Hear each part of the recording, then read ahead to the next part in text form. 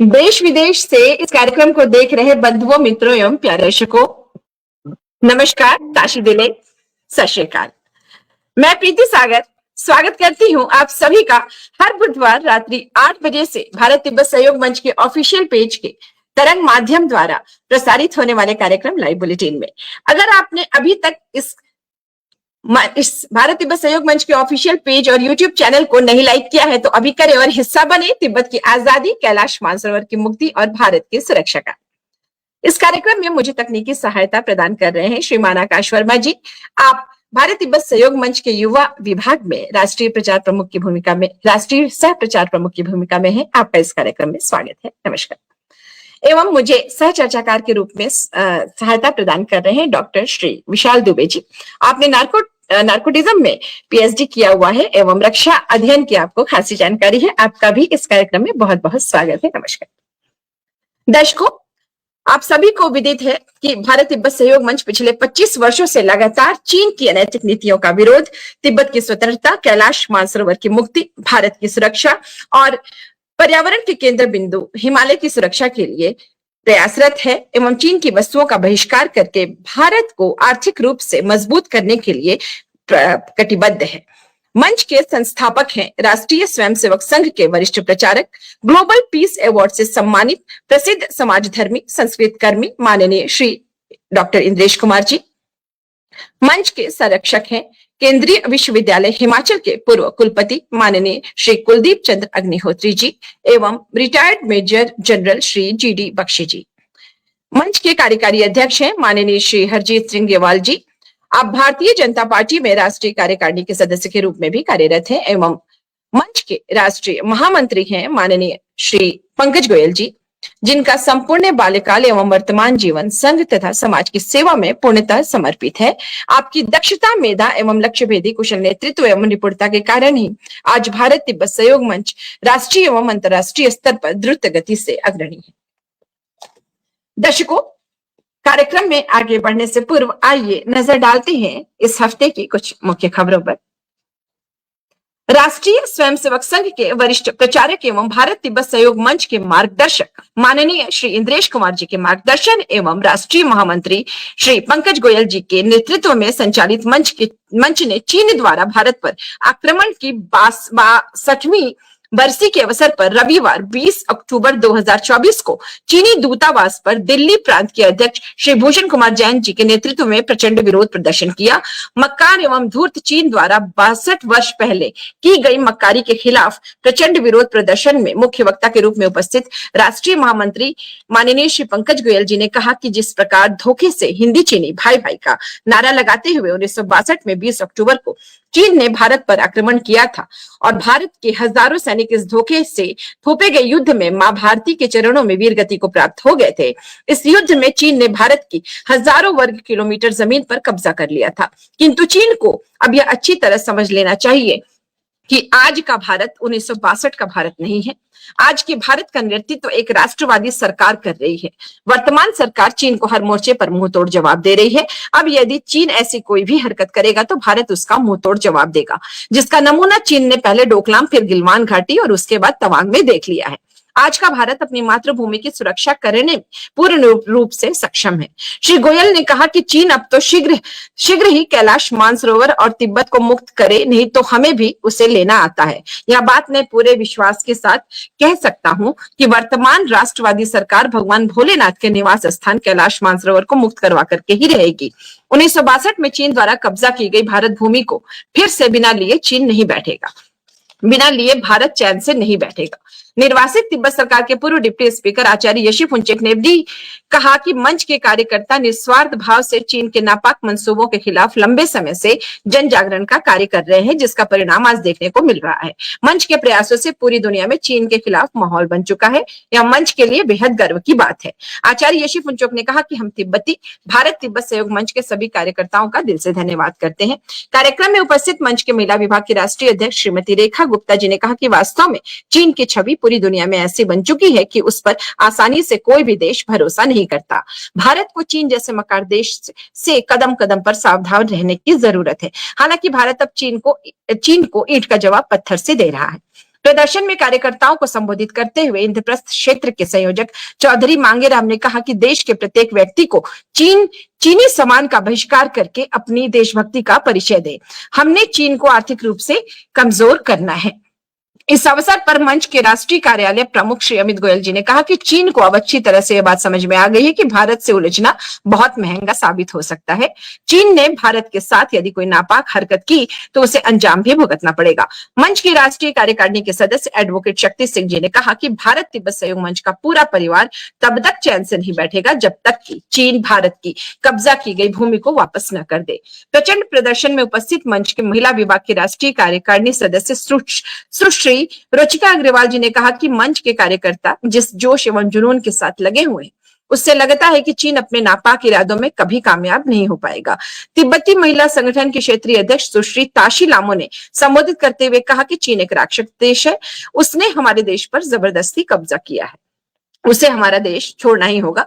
सुश्री ताशी ने तिब्बत के भीतर की स्थिति और तिब्बतियों के बारे में भी अपने विचार रखे। कार्यक्रम का संचालन प्रांत महामंत्री श्री संजय शर्मा जी ने किया। इस विरोध प्रदर्शन में मंच के राष्ट्रीय कोषाध्यक्ष एडवोकेट श्री रविंद्र गुप्ता जी, राष्ट्रीय कार्यकारिणी सदस्य श्री दीपक शर्मा जी, श्री मनोज तेवतिया जी, प्रांत कार्यकारी अध्यक्ष एडवोकेट ललित जादौन जी, श्री राजन कपूर जी, श्री सुभाष नागर जी, श्री हीरा सिंह भंडारी जी, श्री प्रदीप जैन जी, श्री विनोद गुप्ता जी, श्री सुनील रोहिल्ला जी, एडवोकेट शिवम रावत जी, श्री लोकेश राजपूत जी, श्री जितेंद्र देशवाल जी, एडवोकेट गीता जी, एडवोकेट सुषमा प्रियदर्शना, श्री आनंद हरलालका, श्री रोहताश कश्यप, श्री अनुराग शर्मा जी, डॉक्टर अशोक सहाय, सुश्री लीना सचदेवा, श्री राकेश गुप्ता, श्री विनीत शर्मा, श्री मनोज तेवतिया, श्री अनंग पाल, श्री पुंडीर जी, श्रीमती नीलम चतुर्वेदी, एडवोकेट आशीष, डॉक्टर धनंजय, श्री अजय शर्मा, श्रीमती रश्मि तेवतिया, श्री कपिल श्रीवास्तव आदि कार्यकर्ता एवं तिब्बती महिला संगठन के पदाधिकारी उपस्थित रहे। इसी कड़ी में मंच से जिला सहारनपुर के शिव चौक के गंगोह में डॉक्टर जयराज सिंह जादौन, डॉक्टर प्रवेश भंडार, युवा जिलाध्यक्ष प्रभात कौशिक, युवा जिला मंत्री दिग्विजय सिंह सैनी, युवा जिला महामंत्री उपस्थित रहे। वहीं कानपुर प्रांत की इकाई द्वारा अकबरपुर लोकसभा के यशस्वी सांसद श्री देवेंद्र सिंह भोले जी को उनके निवास स्थान में ज्ञापन दिया गया। ज्ञापन देने का कार्य प्रांत महामंत्री श्री सुनील श्रीवास्तव, श्री कमल किशोर जी, वरिष्ठ उपाध्यक्ष प्रभाकर त्रिपाठी, प्रांत मंत्री श्री प्रदीप निगम जी आदि ने किया। इधर मंच के जयपुर प्रांत में भी प्रतिवर्ष की भांति इस वर्ष भी 20 अक्टूबर 2024 को चीन के खिलाफ आक्रोश दिवस मनाया गया, जिसमें चीन के राष्ट्रपति का पुतला भी दहन किया गया। चीन के विरोध में नारेबाजी की गई और चीन के सामानों का बहिष्कार करने का आह्वान किया गया। इस मौके पर श्री राजेंद्र कामदार जी, सह संयोजक उत्तर पश्चिम क्षेत्र श्री उमेश गुप्ता जी, प्रांत अध्यक्ष श्री दिलीप गहलोत जी, प्रांत मंत्री श्रीमती राधा देवी, प्रांत महामंत्री महिला विभाग श्रीमती अंजू माहेश्वरी, प्रवीण जी अरोना जिला अध्यक्ष जयपुर, श्री धीरेन्द्र शर्मा जी, जिला महामंत्री पंडित रामकृष्ण शर्मा जी, जिला उपाध्यक्ष एवं अनेक कार्यकर्ताओं ने भागीदारी की। वहीं भारत तिब्बत सहयोग मंच भिंड इकाई के द्वारा चीन के खिलाफ काला दिवस भी मनाया गया।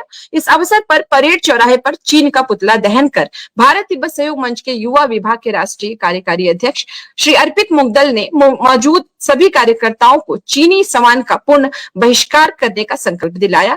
इस अवसर पर जिलाध्यक्ष डॉक्टर श्री कौशलेंद्र शर्मा जी एवं इस अवसर पर जिलाध्यक्ष क्षमा चाहूंगी महामंत्री राघव सिंह राठौर जी, अंशु पंडित, अंकित, सतेंद्र यादव, सौरभ श्रीवास, संजय शर्मा, सुभाष दुबे, नीलाम भदौरिया, उपेंद्र व्यास, ब्रिजभान सिंह, राघव सिंह, राजेश शर्मा, टीपू भदौरिया जी, विक्रम जादव जी, सत्यम सोरी प्रमुख रूप से मौजूद रहे। इसके साथ ही भारत तिब्बत सहयोग मंच उत्तराखंड प्रांत के रुड़की जिला इकाई द्वारा भी 20 अक्टूबर को चीन के विरोध में प्रचंड प्रदर्शन किया गया। दर्शकों, आइए देखते हैं इस कार्यक्रम से संबंधित वीडियो की कुछ झलकियां।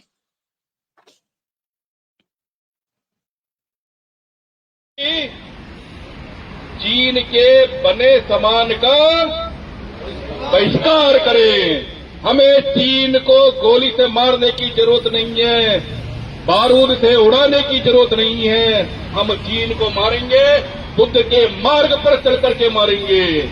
हम मारेंगे चीन को, आर्थिक रूप से उसकी रीढ़ की हड्डी को तोड़ेंगे। और मुझे पूरा विश्वास है, जिस दिन चीन आर्थिक रूप से कमजोर हो गया, उस दिन तिब्बत भी आजाद होगा, कैलाश मानसरोवर भी मुक्त होगा। तो इसलिए हम सभी संकल्प लें, चीनी सामान खरीदेंगे नहीं, जो बेचेगा उसको मना करेंगे कि चीनी सामान नहीं बेचना, नहीं खरीदना। इतना अगर हमने कर लिया तो समझो बहुत जल्दी हम आजाद तिब्बत में लहासा में जाकर के तिब्बत की आजादी का जश्न मनाएंगे। घोटाला हाउस में आजादी का जश्न मनेगा। तो इसलिए हम सभी ये छोटे छोटे प्रयास से इतना कर लेंगे तो तिब्बत कैलाश मानसरोवर मुक्त हो जाएगा। और जहाँ तक बात है कि हमारे भारत तिब्बत सहयोग मंच को आज 25 साल भी हो चुके हैं, उसका कितना बड़ा प्रयास है कि हम किसी भी तरीके से, और ये चाइना की जो गलत नीतियां हैं उनके विरोध में हम अपनी बात रखें। और हम वासुदेव कुटुंबकम के को मानने वाले हैं। अगर हमारा पड़ोसी सुखी नहीं है तो हम किसी भी कीमत पे अपने को सुखी महसूस नहीं कर सकते। ये कौन सा इंसाफ है कि आप तिब्बत पे कब्जा करके बैठे, आपके पास अपनी लैंड है, उसको आप करें। आप तरह तरह के गलत काम करके कभी कोविड लेकर आते हैं, कभी चाइना की हिंदुस्तान की जमीन पर कब्जा करते हैं। तो ये तो कोई इंसाफ नहीं है और भारत कभी बर्दाश्त नहीं करेगा। मैं टूट जाऊं, मैं बिखर जाऊं, नामुमकिन। मैं टूट जाऊं, मैं बिखर जाऊं, नामुमकिन। मैं तेरी साजिशों से घबरा जाऊं, नामुमकिन। मैं भारत हूं, मैं भारत हूं, कभी हार नहीं मानूंगा। तू मेरे हौसले को ललकारे, नामुमकिन। तो हमारे हौसले को ललकारने का उसमें इतना हौसला कैसे आ गया? तो अब दीपावली आ गई है, ये सबसे बड़ा त्योहार है जब भारत होली और दीपावली में भारत को भर देता है अपने चाइना अपने सामान से। तो दियों की रोशनी कीजिए। और ये जो आपको मालूम है कि चाइना का सामान 2-3 महीने से ज्यादा नहीं चलता, तो ऐसी चीज को क्यों लेना, और बिल्कुल बहिष्कार कीजिए। क्योंकि अगर उसकी आर्थिक व्यवस्था किसी भी देश की रीढ़ की हड्डी होती है, अगर वो रीढ़ की हड्डी हमने तोड़ दी तो चाइना बिल्कुल ही बर्बाद हो जाएगा। आज देखिए वो बूढ़ी पॉपुलेशन से जूझ रहा है। आज चाइना के अंदर बच्चे नहीं हो रहे, जवान नहीं हो रहे, एक दिन वो बूढ़ा हो जाएगा और ये उसकी सबसे बड़ी चिंता है। लेकिन हमने अपने युवाओं को जगाया है, उनको सशक्त किया है और उन्हें बताया है कि किस तरीके से अपनी मातृभूमि की हिफाजत करनी है और दूसरों की भी हिफाजत करनी है। मेरी बहुत शुभकामनाएं तिब्बत के साथ हैं कि वो आजाद हो। और हमारे जो इष्ट देव हैं मानसरोवर में बैठे हैं, उससे इजाजत लेके हम क्यों जाएं अपने देवता की पूजा के लिए। तो हम चाहते हैं कि जल्दी से जल्दी मानसरोवर भी मुक्त हो और चाइना को उसका आईना दिखाया जाए। और उसके हम कोशिश में भारत तिब्बत सहयोग मंच लगा हुआ है। एक दिन हम ईश्वर ने चाहा तो जरूर विजय प्राप्त करेंगे और हमारा मानसरोवर भी मुक्त होगा। I would like to introduce briefly about my name is Tashi Lamu and I'm the president of National Tibetan Women Association of Delhi chapter. Tibetan Women Association Central is located in Ramsala, having 58 regional chapters in India as well as across the world. So today, 20th October 2024 is the 62nd anniversary or to remember the martyrs who had sacrificed their life back in year 1962 on the same day. So we had gathered here to pay our solidarity. It is our moral responsibility to be able to remember and to keep them in our minds, the sacrifices they had made. We Tibetans are very grateful to this nation, and I would like to thank the organizing team, Bharat Tibbet Sahayog Manch, who annually used to organize this gathering. कौशल अमू जी, अब मैं आमंत्रित कर रहा हूँ इसी क्रम में हमारे राष्ट्रीय कार्यकारिणी सदस्य एडवोकेट शक्ति सिंह जी को कि वो आए 2 मिनट अपनी बात रखें। एडवोकेट शक्ति सिंह जी। नमस्कार। एक बार जरा जोर से बोलेंगे, वंदे मातरम, वंदे मातरम, वंदे मातरम। देखिए, चीन की जो षड्यंत्रकारी नीतियां हैं उनका विरोध करना बहुत आवश्यक है। अगर हम ये नीतियों का विरोध नहीं करेंगे तो हम अपने देश की कहीं न कहीं गरिमा को खो देंगे। भारत के अंदर होने वाली सभी गतिविधियों में चीन की नजर है। आपकी छोटी से छोटी गतिविधि पर भी चीन की नजर है। भारत तिब्बत सहयोग मंच के माध्यम से जो आज 20 अक्टूबर को शहीदों के लिए कार्यक्रम किया जा रहा है, इसमें आप पुरजोर तरीके से उसका विरोध करें, चीनी वस्तुओं का विरोध करें, चीनी नीतियों का विरोध करें और भारत के होने वाले जो नीतिगत कार्यक्रम है उनमें बढ़ चढ़कर भाग लें, जिससे कि चीन को ये पता लगे कि भारत अब एकता के साथ अनेकता के साथ एकता के सूत्र में बनता जा रहा है और सभी स्वदेशी को अपनाएं। स्वदेशी बहुत आवश्यक है। आप अपने घरों में तो दर्शकों, देखा आपने, भारत तिब्बत सहयोग मंच का प्रचंड प्रदर्शन 20 अक्टूबर को हुआ है और इसीलिए भारत तिब्बत सहयोग मंच जो है कितने प्रचंड प्रदर्शन के साथ आगे बढ़ रहा है और तिब्बत की आजादी के लिए इस तरह से मुहिम छेड़ा। और अब हम अपने स्क्रीन पर बुलाते हैं आज के अपने वक्ता को और हम चाहेंगे अपने तकनीकी सहायक आकाश वर्मा जी से कि हमारे आज के वक्ता को स्क्रीन पर बुलाएं। आज के हमारे मुख्य वक्ता हैं आदरणीय सम्मानित श्री डॉक्टर राम तिवारी जी। और आज जी हाँ, और डॉक्टर श्री राम तिवारी जी हमारे मध्य उपस्थित हो गए हैं। डॉक्टर श्री राम तिवारी जी, आपका आज के हमारे इस लाइव बुलेटिन कार्यक्रम में बहुत बहुत स्वागत है, अभिनंदन है, वंदन है, नमस्कार। नमस्कार। जी, और दर्शकों, आज के हमारे मुख्य वक्ता का परिचय जो है, संक्षिप्त परिचय हम चाहेंगे कि हमारे सह चर्चाकार डॉक्टर श्री विशाल दुबे जी, आप हमारे अतिथि वक्ता जो है उनका परिचय आप स्वयं दें हमारे दर्शकों को। जी दुबे जी, आप परिचय दें।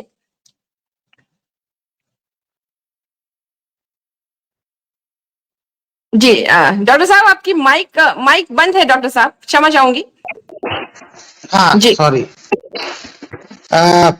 मैं आपका अभिनंदन करता हूं और आप डॉक्टर राम तिवारी रक्षा एवं स्ट्रैटेजिक अध्ययन में विगत 13 सालों से अध्यापन कार्य कर रहे हैं। आप वर्तमान में VSSD कॉलेज में तैनात हैं और आपने लगभग रक्षा अध्ययन के ऊपर कई किताबों का संपादन किया है।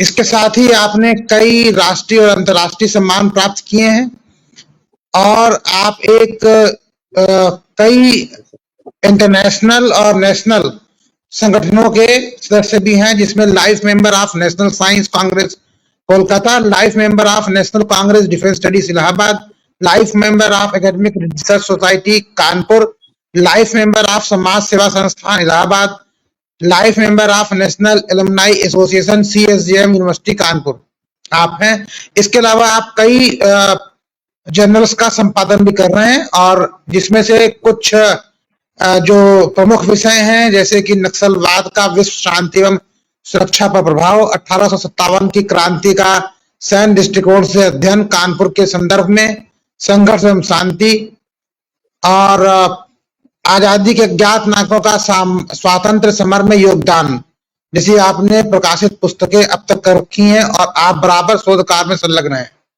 इनके द्वारा एक राष्ट्रीय शोध जर्नल डॉक्ट्रिन का प्रकाशन किया जा रहा है, जो लगातार 14 वर्षों से संपादित हो रहा है। तो आज हमारे बीच में डॉक्टर राम तिवारी हैं, जिनका शोध कार्यों में बहुत अच्छा जाना माना नाम है। मैं आपका यहाँ पर स्वागत करता हूँ और इस चर्चा को आगे बढ़ाते हैं। बहुत बहुत धन्यवाद विशाल जी। आप जैसे प्रखर वक्ता के साथ आज साक्षात्कार हो रहा है, बहुत बहुत अच्छा लग रहा है। बहुत बहुत धन्यवाद।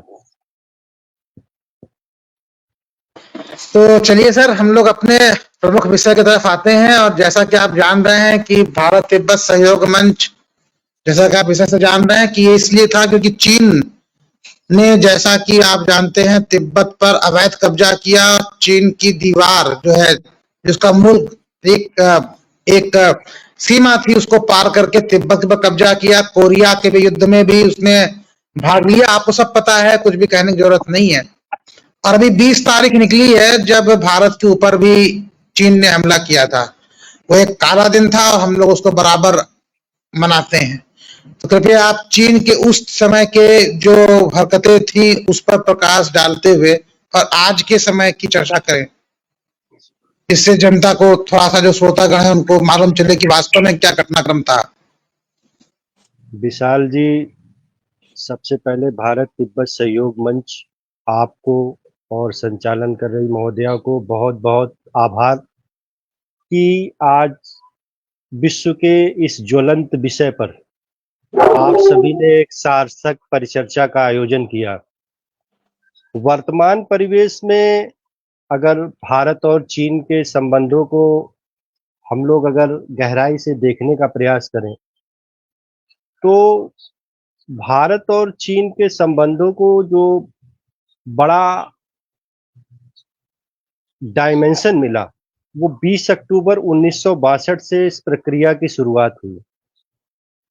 पुराने बिंदुओं पर मैं बहुत ज्यादा चर्चा नहीं करूंगा क्योंकि हिंदी चीनी भाई भाई का नारा देते हुए आखिरी में चीन ने हमारे साथ 20 अक्टूबर 1962 किया। चीन के विषय में एक जो प्रमुख बात है कि चीन एक सामंतशाही परिवेश का देश है और चीन की लालसा भारत पर आधिपत्य करने की बहुत शुरू से है। चीन का थोड़ा सा मैं सिनेरियो बताऊंगा पुराना, और पुराने परिवेश में बात नहीं करूंगा, मैं वर्तमान परिवेश पर बात करूंगा। चीन विश्व में सर्वाधिक जनसंख्या वाला देश है और वर्तमान में इसकी कुल जनसंख्या 1,27,31,00,000 से अधिक है। थोड़ा सा ऐतिहासिक परिवेश में अगर इसके हम जाएं और फिर वर्तमान परिवेश पर परिचर्चा के लिए आए तो इसका जो ऐतिहासिक अवलेख है, ईसा पूर्व 1500 में चीन में सांग राजवंश का शासन स्थापित था और सन 1911 में एक जन क्रांति के दौरान मांचू राजवंश का तख्ता पलट करने के बाद डॉक्टर सुन यात सेन ने औपचारिक तौर पर 1 जनवरी 1912 ईस्वी को गणतंत्र की यहाँ पर स्थापना की थी। 1 अक्टूबर 1949 ईस्वी को माओ से तुंग के नेतृत्व में चीन में कम्युनिस्ट पार्टी की स्थापना हुई। माओ से तुंग के कार्यकाल में देश की प्रगति के लिए महान अग्रगामी उछाल नीति, जिसको द ग्रेट लीप फॉरवर्ड वो और सांस्कृतिक क्रांति का सूत्रपात उस समय हुआ। चीन में जो सांस्कृतिक क्रांति का सूत्रपात हुआ वो बड़ा उथल पुथल का दौर था। उसमें माओ से तुंग ने बुजुर्वा एक शब्द है जिसका मतलब है कि जमींदारों और पूंजीपति मानसिकता वर्ग के समापन के लिए बड़े कठिन कदम उठाए और सरकारी आतंक के चलते अनेक बुद्धिजीवियों, शिक्षकों और व्यापारियों को उत्पीड़ित किया। यहाँ से चीन के सामंतशाही दौर की शुरुआत होती है और उसके तत्पश्चात 9 सितंबर 1976 ईस्वी को माओ से तुंग की मृत्यु के पश्चात डेंग सियाओपिंग ने कम्युनिस्ट पार्टी की बागडोर संभाल ली और डेंग के आगमन से चीन में एक नए युग का सूत्रपात हुआ। 1980 ईस्वी से डेंग ने चीन में नव आर्थिक सुधार कार्यक्रम शुरू किए जो कम्युनिज्म की मूल्य मान्यताओं से मेल नहीं खाते थे। धीरे धीरे चीन ने आर्थिक नीतियों के संदर्भ में तो पूंजीवाद की राह पर चलने निकला, परंतु देश में राजनीतिक व्यवस्था के रूप में साम्यवाद आज भी वर्तमान में कायम है। चीन और भारत के मध्य अभी जो विवाद के बिंदु हैं वो तो है ही हैं, लेकिन जो प्रमुख विवाद के बिंदु शुरू हुए उसमें सबसे पहला तो मैकमोहन लाइन का विवाद था, दूसरा अरुणाचल प्रदेश को लेकर विवाद है, तीसरा जो विवाद है वो अक्साई चीन को लेके है और चौथा विवाद जो है ब्रह्मपुत्र नदी को मोड़ने की योजना को लेकर है। और हिमालय पर बहुत सारे प्रोजेक्ट्स पे काम चल रहे हैं जिससे हिमालय की घाटियों को बहुत ज्यादा क्षतिग्रस्त करने का प्रयास चल रहा है, जिससे भारत पर बृहत स्तर पर प्रभाव पड़ेगा। और तिब्बत का बिंदु तो जग जाहिर है। आज वर्तमान परिवेश में हम देखें तो चीन में सांग राजवंश से जो चीजें शुरुआत हुई और आज जो शी जिनपिंग तक का चरण हम सभी दृष्टिगत कर रहे हैं, उसमें सबसे बड़ा जो टर्नअप देखने को मिला है कि 1962 में हमारी तत्कालीन सरकार ने जो हिंदी चीनी भाई भाई का नारा दिया और उसके बाद तत्कालीन प्रधानमंत्री नेहरू जी और माओ जेडोंग के बीच जो अनुभव की पाठशाला चली, वो अनुभव की पाठशाला ने भारत को बहुत कुछ सिखाया और आज भी दोनों के बीच छद्म युद्ध चल रहा है।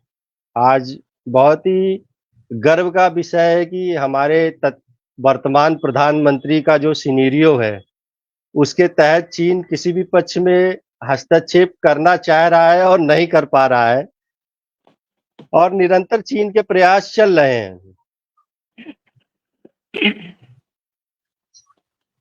जी जी मैडम। जी बिल्कुल बिल्कुल, बहुत बहुत आपकी जानकारी बहुत अच्छी आ रही है डॉक्टर साहब। और आपने जो महोत्सव और माओ जेडांग के बारे में बोला, दर्शक बिल्कुल इस बात को समझते हैं, क्योंकि ये महोत्सव और माओ जेडांग ये वही है जिन्होंने सिद्धांत दिया था हथेली का कि तिब्बत तो हथेली है और नेपाल, भूटान, सिक्किम, बर्मा और अरुणाचल प्रदेश उसके पंजे हैं, जिसको ये पता नहीं कब मुर्गी की तरह से काटेंगे, ये सिद्धांत था उनका। और जिसपे तिब्बत पे वो बैठ गए हैं और बाकी जो ये उंगलियां हैं उसको काटने के फिराक में बैठे हुए हैं। और इस तरह का सिद्धांत उनका था कि सत्ता तो बंदूक की गोलियों से निकलती है, और ये बड़ा उनका खतरनाक सिद्धांत था। और ये जो आपने कहा कि हिंदी चीनी भाई भाई, उसका खामियाजा हम आज तक भुगत रहे हैं। लम्हों ने खता की और सदियों ने सजा पाई, और वही चीज आज हम भुगत रहे हैं। तो हम चलते हैं दर्शकों, आपके अगर सवाल हैं तो आप हमारे डॉक्टर साहब से पूछिए। आज के जो वक्ता है बड़ा गहन और गंभीर, इनके पास जो ज्ञान है वो हम उसको समझेंगे, सुनेंगे। और सवाल हम लेकर के चलते हैं। संजय कुमार चटवाल जी का सवाल है शायद कि मैंने लोकल प्रोडक्शन का ही सामान खरीदारी की है, आप भी क्या तैयार हैं? सवाल हम लेते हैं डॉक्टर साहब। सवाल इस तरह का है, कुछ लोकल जो आजकल चल रहा है कि चीनी सामान का बहिष्कार करें, उसको लेके सवाल भी आया, हम उसको भी लेके चलते हैं। और इसके बारे में हम चाहेंगे कि आप हमारे दर्शकों को कुछ इस तरह की जानकारियां दें। आजकल आप देख रहे हैं डॉक्टर साहब की हर जगह, हर मॉल में एक DIY का बड़ा फैशन चला हुआ है, जो बाहर का एक है, बाहर के लोगों का ये है, जिसमें कि सारे जो सामान है वो सब चीनी है, चाइना के हैं, और लोग बड़े धड़ल्ले से इसको 99 स्टोर है और DIY है। क्या कहना चाहेंगे आप हमारे दर्शकों को ये चाइनीज माल के बारे में, चाइना के सामान के बारे में? और आज दिवाली जो भारत का सबसे बड़ा त्योहार है, त्योहार हमारा और सामान जो है वो चीन का, दर्शक भी जानना चाह रहे हैं, आप क्या कहना चाहेंगे? प्रकाश डालें इस पर। जी डॉक्टर साहब। मैडम, आपने बड़ा अच्छा प्रश्न किया। और जी वर्तमान में चूंकि दिवाली आ रही है और दिवालियों का जो बाजार है उसमें चाहे लाइटें हो, चाहे किसी भी तरह का उत्पाद हो, उसमें चाइना माल की भरमार है। हम भारतीयों की एक जो प्रवृत्ति है सस्ता माल पाने की, वो कभी कभी देशभक्ति की भावना से बहुत ऊपर हो जाती है। जब भी कोई देश में दुर्घटना या घटना होती है तो हम भारतीयों का एक चलन होता है कि हम लोग मोमबत्ती जला के पदयात्रा करने में बहुत ज़्यादा आगे होते हैं, और जैसे ही उस घटना को थोड़ा बहुत समय बीतता है हम लोग फिर उसी पद चिन्हों पे काम करने लगते हैं। तो इस समय आम जनमानस तो चलिए बात की बात है, इस समय बुद्धिजीवी वर्ग भी ये बहुत सारी गलतियां कर रहा है सस्ते उत्पाद के चक्कर में। यह सस्ता उत्पाद चीन की एक बहुत बड़ी ताकत है, और ये भारत के लिए ही नहीं समस्त विश्व इस परिवेश से आतंकित है कि चीन का माल कहीं है तो यूज एंड थ्रो है, लेकिन बहुत सस्ता है। आज अगर हम विकसित देशों की बात करें तो विश्व पटल पर अमेरिका और चीन की बहुत तनातनी दिखती है, लेकिन आज चीन से भी 200 अरब डॉलर का सामान अमेरिका को बेचा जा रहा है। अब ये कितना हास्यास्पद विषय है कि विश्व पटल पर अमेरिका कभी भी चाइना के साथ खड़े होने को तैयार नहीं है, लेकिन आर्थिक मोर्चे पर जहां सस्ते उत्पाद दिख रहे हैं वहां पे 200 अरब डॉलर का आयात कर रहा है वो चाइना से। वर्तमान परिवेश में भारत सरकार को साधुवाद देना चाहेंगे कि भारत सरकार ने बहुत सारे ऐसे पक्षों पे काम करना शुरू किया है जिससे भारतीय उत्पादों पर बहुत काम हो रहा है, जो भारतीय उत्पादों को आम जनमानस के लिए सस्ता उपलब्ध कराने का प्रयास किया जा रहा है कौशल विकास के माध्यम से। लेकिन हम सामान को खरीदे या ना खरीदे, इसके लिए आम जनमानस में स्व का भाव बहुत जागृत होना बहुत जरूरी है। और चाइना की स्थिति हर वक्त हमारे प्रति आक्रामक है और आक्रामक ही रहेगी। इसलिए आम जनमानस को देशभक्ति के भाव से ओतप्रोत होने की आवश्यकता है, क्योंकि सस्ता उत्पाद है तो वहाँ देशभक्ति की भावना का विलोपन हो, इसका कतई स्वागत नहीं होना चाहिए मैडम। जी बिल्कुल। यहाँ पर डॉक्टर साहब आपने एक शब्द इस्तेमाल किया कि हम भारतीयों की, मैं यहाँ पर यहाँ पर आपको एक चीज थोड़ा सा कहना भी चाहूंगी कि हम भारतीयों में तो पूरे भारतीय आ जाते हैं। ये वही भारत है जहाँ पे स्वदेशी आंदोलन भी हुआ, जहाँ पर नमक आंदोलन भी हुआ और जहाँ पर भारत छोड़ो आंदोलन भी हुआ, जहाँ पर बाहर के सिल्क को जलाया भी गया। और वो भारत भी थे जहां पर आपने किताबें भी लिखी हैं अपने, मैंने जहां पे देखा कि आपने कई किताबें लिखी हैं हमारे वो नायक के लिए। तो ये आपको नहीं लगता है कि कुछ खास वर्ग है जो इन सामानों के पीछे भाग रहा है चाइना के? और कुछ भारतीय ऐसे भी हैं आपकी और हमारी जैसे जो शायद हम लोग छूते भी नहीं है कुछ सामानों को, तो उन खास वर्ग के लिए आप क्या कहना चाहेंगे कि क्या उनको समझने की आवश्यकता नहीं है? मैडम 2014 से जी जो सत्ता परिवर्तन हुआ है, जी जी, और माननीय राष्ट्रभक्त प्रधानमंत्री जी ने सत्तासीन हुए हैं, उसके जी बाद से मैं महसूस कर रहा हूं कि आम जनमानस की सोच में बहुत बड़ा बदलाव आया है। और आप बिल्कुल सही कह रहे हैं कि मेरा कहने का तात्पर्य सभी भारतीय जनमानस के लिए नहीं था, लेकिन एक वर्ग ऐसा है जो इस चीज को प्रोत्साहित करता है। और जब से ऑनलाइन का एक तरीका मार्केट में आया है, उससे भी बहुत सारा फर्क पड़ा है। क्योंकि ऑनलाइन अगर आप तुलना करें ऑफलाइन उत्पाद और ऑनलाइन उत्पाद को लेकर, तो ऑनलाइन उत्पाद में आपको सबसे ज्यादा चीनी सामानों का वर्चस्व दिखाई पड़ेगा। तो आज मैं भारत की सरकार से ये आग्रह भी करना चाहूंगा कि ठीक है, हम लोगों के लिए उपलब्धता और गतिशीलता बहुत जरूरी है, लेकिन भारत सरकार जिस तरह सभी पक्षों पर काम कर रही है, उस तरीके से ऑनलाइन व्यवसाय पर बहुत ध्यान देने की आवश्यकता है। क्योंकि जब उपलब्धता है तो आदमी की भावनाओं का भटकाव है। इसलिए हम सभी को मिलके ये कार्य करने की आवश्यकता है कि आम जनमानस में इस भावना का विकास हो कि राष्ट्रभक्ति सर्वोपरि है और चाइना हमारा कभी भी मित्र नहीं हो सकता है। बिल्कुल। तो दर्शकों देखिए, इतनी सुंदर सूत्रात्मक वाक्य आया है डॉक्टर साहब की तरफ से कि जो प्राप्त है वही पर्याप्त है। तो हमारे भारत में किसी चीज की कमी है नहीं, और जो प्राप्त है, जो उपलब्ध है, वही हमारे लिए पर्याप्त है। चीन की वस्तुओं की आवश्यकता नहीं। और दर्शकों, आपके पास सवालों के भंडार है, और पूछिए, हमारे पास जो है वक्ता के पास ज्ञान का भंडार है और आपको उससे काफी लाभप्रद जानकारियां मिलेंगी। सवाल तमाम आ रहे हैं और आपसे अनुरोध है दर्शकों कि आप जहां से भी सवाल पूछ रहे हैं, कृपया अपने प्रांत का, अपने शहर का नाम भी अवश्य लिखें, ताकि हमें भी पता चले कि देश के विभिन्न प्रांतों से जानकारियां हमें, सवाल भी हमें मिल रहे हैं। और साथ ही हम चाहेंगे डॉक्टर साहब से कि आप हमारे दर्शकों को अवश्य एक छोटी सी जानकारी भी दें, क्योंकि दर्शक ये भी पूछते हैं कि क्यों नहीं सरकार चाइना से सामान खरीदना ही बंद कर देती है। तो WTO की भी जानकारी आप जरूर दे दें। जी डॉक्टर साहब। मैडम, युद्ध जो विश्व पटल है, ये युद्धों का दौर है और युद्ध के बाद शांति का दौर है। और अगर आप विश्व पटल को दृष्टिगत रखें तो आज भी विश्व के 2 मोर्चों पर युद्ध भी चल रहा है और व्यवसाय भी चल रहा है। बिल्कुल। जिसमें रसिया और यूक्रेन का सबसे बड़ा उदाहरण है। मैं थोड़ा सा जिक्र करूंगा क्योंकि विषय से इतर विषय है, लेकिन क्योंकि उससे जुड़ा हुआ विषय है। आज रसिया और यूक्रेन में जो युद्ध चल रहा है, अगर आप कहें तो आपके सवालों के बहुत आसपास है कि क्यों नहीं व्यवसाय बंद होना चाहिए।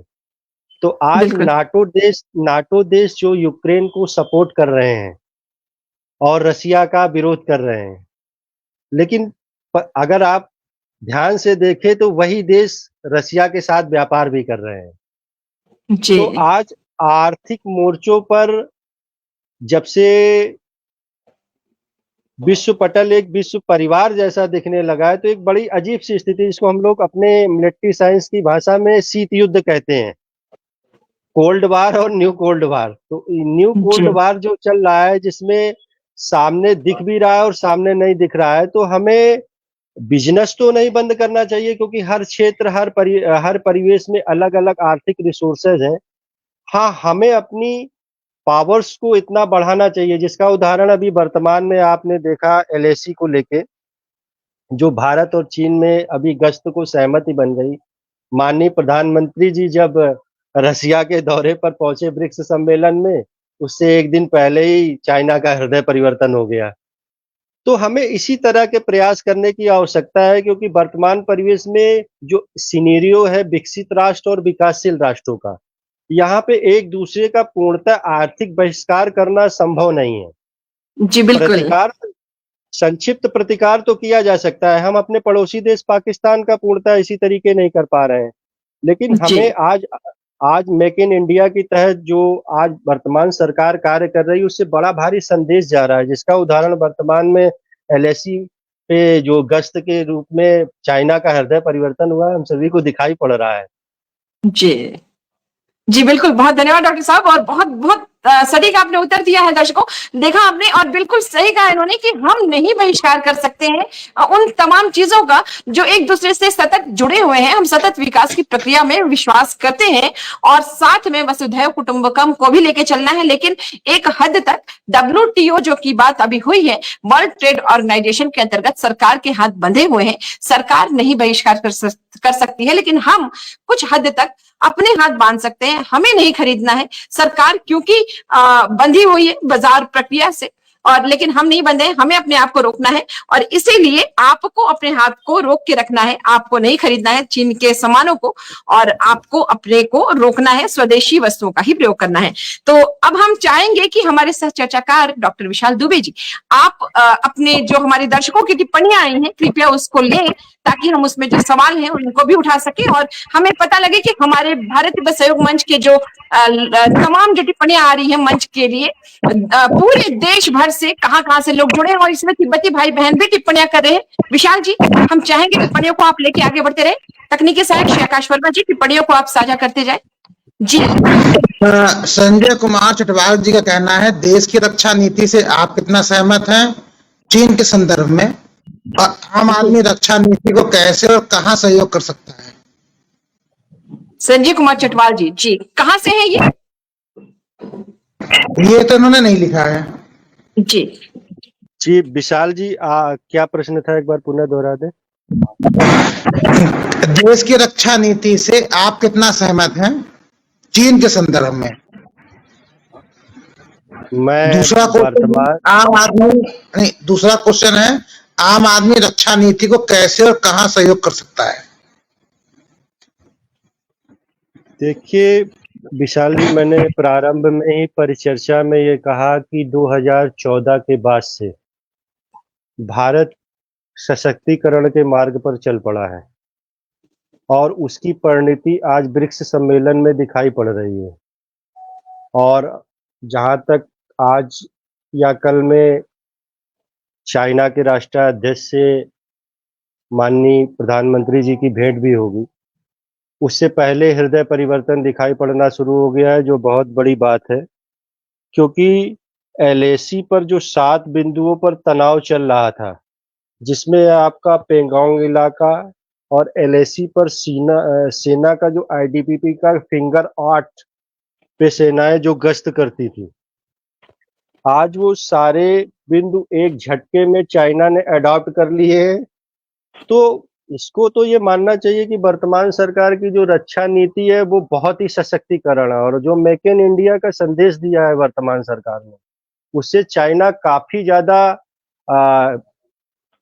मतलब समझिए वो कुछ कर नहीं पा रहा है भारत का। तो भारत से उसकी मित्रता करना आज विवशता है, नहीं तो उसके इतने सामंतवादी विचार हैं कि वो कभी अडॉप्ट नहीं कर सकता था। और आज विश्व पटल पर अगर आप ध्यान से देखें तो रसिया सबसे ज्यादा समर्थक देश है चाइना का। इसके लिए एक छोटा सा उदाहरण दूंगा विशाल जी, आप चूंकि स्वयं भी एक वरिष्ठ रक्षाविद हैं और आप अध्ययन अध्यापन से जुड़े हुए हैं, तो आपके संज्ञान में ये होगा कि जब कोरोना कालखंड चला तो उस कोरोना कालखंड में जो ये आपदा और महामारी का संकेत दिया गया कोरोना के रूप में, ये चाइना प्रदत्त था। इसका मैं संक्षिप्त उदाहरण देना चाहूंगा कि भारत में अगर आप आपदाओं का इतिहास उठाकर देखें, चाहे प्लेग आया हो, चाहे अन्य प्रकार की कोई भी महामारी आई हो, तो अगर प्रकृति प्रदत्त कोई आपदा होती है तो प्रकृति उसका सॉल्यूशन करती है, इसीलिए धरती को हम सभी माँ कहते हैं। लेकिन जब कोरोना कालखंड को हम बड़े ध्यान से देखते हैं तो हम ये पाते हैं कि कोरोना जो थी वो प्रकृति प्रदत्त आपदा नहीं थी। ये चाइना द्वारा किया गया एक बायोलॉजिकल वार था और इसमें समस्त विश्व को एकाधिकार करने की चाइना की अप्रत्यक्ष रणनीति थी। यहाँ पे एक संक्षिप्त बिंदु पे आपको ध्यान दिलाना चाहूंगा कि अगर आप ध्यान से देखें तो एक सैनिटाइजर और मास्क जो उस समय मीडिया के जरिए निकल के आया कि चाइना में बहुतायत में पहले से ही प्रोडक्शन करके रख लिया गया था और इतने तादाद में वहां पे लोगों को ऑर्डर दे दिए गए थे और महामारी तत्काल उसके बाद आई। लेकिन अपनी भारत सरकार को नमन है कि माननीय प्रधानमंत्री जी ने उस समय सैनिटाइजर हो, नैपकिन हो या जो भी उपलब्धता उस समय कोरोना कालखंड में थी, वो यात्रा वैक्सीन तक पूरी हुई। उसमें चाइना की मंशा को कहीं भी साकार नहीं होने दिया और चाइना इतना फ्रस्ट्रेटेड हुआ इस घटना से कि उसने गलवान घाटी की घटना कर डाली। तो चाइना अपना आर्थिक गलियारा भी अभी बनाने का प्रयास कर रहा है, उसमें भी भारत ने उसका बहिष्कार कर दिया है। तो और उसको जितनी भी समर्थन विश्व में मिल रहा है, विश्व में सभी से मिल रहा है। 200 अरब डॉलर का व्यवसाय जब अमेरिका के साथ हो रहा है तो आप मान के चलो अमेरिका से भी उसको समर्थन मिल ही रहा है। लेकिन विश्व पटल पे सबसे बड़ा समर्थक देश उसका विचारधारा के हिसाब से देख लीजिए चाइना था। और आज माननीय हमारी वर्तमान सशक्त राष्ट्राध्यक्ष की वजह से आज चाइना को ये महसूस होने लगा है कि भारत के साथ बहुत ज्यादा सामंतशाही व्यक्तित्व बनाकर ज्यादातर विश्व पटल पर नहीं रहा जा सकता है। तो आज वर्तमान परिवेश में भारत की रक्षा नीति की बहुत सराहना करनी चाहिए। जी बिल्कुल, आपने सही कहा। आपने पहले भी यही बात कही डॉक्टर साहब की रक्षा नीति जो आजकल भारत की है वो बिल्कुल कहते हैं ना कि दिखने में रेत लेकिन बारूद है। हम कोल्ड वॉर वाली नीति है अभी और बिल्कुल जिसको कूटनीति कहते हैं। और अभी जो आपने कहा कि चाइना जो है वो अगला भी पेंडेमिक लाने की तैयारी में है और अभी ये बात ये भी कही गई है कि जो दुनिया में वैक्सीन कोऑपरेशन बनाने वाली जो एक ऑर्गेनाइजेशन गावी ने बताया है कि अभी भी कई ऐसे वायरस हैं दुनिया में जो अगला पेंडेमिक ला सकते हैं। क्योंकि जिस तरीके से आपने भी बताया कि नेचर में जो चेंजेस आ रहे हैं, प्रकृति जो बदलाव ला रही है और जो ग्लोबल वार्मिंग आ रहा है उसकी वजह से कार्डिसेप्स और जो ऑफियोकार्डिसेप्स जो प्रजाति है वो ग्लोबल वार्मिंग की वजह से उसमें चेंजेस आ रहे हैं और वो मानव शरीर के अंदर भी वो फंगस डेवलप हो रहे हैं जिसकी वजह से कई ऐसे फंगल इन्फेक्शन हो जाएंगे जो दूसरा पेंडेमिक भी ला सकते हैं। इस तरह के कुछ चेंजेस आए हैं और इस तरह के फंगल जो है वो सरवाइव करना सीख रहे हैं और चाइना इस पर नया काम कर रहा है। तो आपने बहुत चीजों को आपने बताया और जो मानव प्रजाति के लिए अगला खतरा भी बन सकता है। तो इस प्रकार की चीजें हो रही।